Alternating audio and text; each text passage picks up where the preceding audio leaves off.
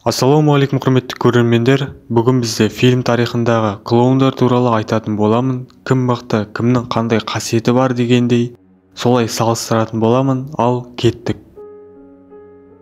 Үшінші орында бізде клоун маньяк, есімі Твисти. Бұл клоун қалай қаншерге айналды десеңдер, ол кішкентай кезінен бастап ақ көңіл, ақ мақтау болып өсті. Бірақ ол өте қатты мейірімді болатын. Ер жеткен соң ол клоун болып жұмыс істеді. Ол кішкентай балаларды ойнатуды қатты жақсы көретін еді. Бірақ қасындағы бірге жұмыс істейтін адамдар оны жақтыртпай, солай оны жұмыстан шығарып жібереді.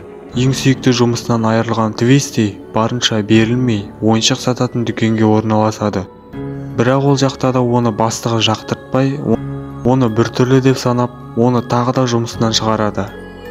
Өмірден түңілген Твисти өзіне қол жұмсап, бұл өмірмен қоштасқысы келіп, мылтықпен аузын атады.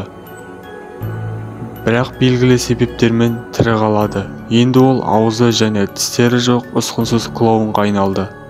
Енді ол адамдарға өштеніп қалды. Солай ол адамдарды өлтіруді шешеді. Оның ең бірінші құрбандары екі ерлі зайыпты болды. Міне бұл клоунды мен үшінші орынға қоюды жөн көрдім. Егер де оны өмірден көрсеңдер, тірі қалу көрсеткіші 60%-ді құрайды.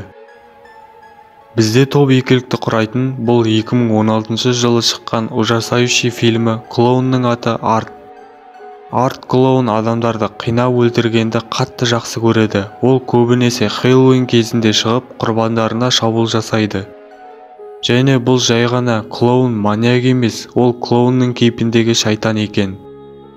Себебі бұл туралы ужасающий 2 фильмде айтылады. Яғни ол өлмейді, сондықтан да оны Твистиден жоғары қойдым. Ал қорытындылай келсек, оны өмірде көрсек, тірі қалу көрсеткішіміз 20%-ды ғана құрайды. Себебі оған бәрібір, одан қашып құтыла алмайсың.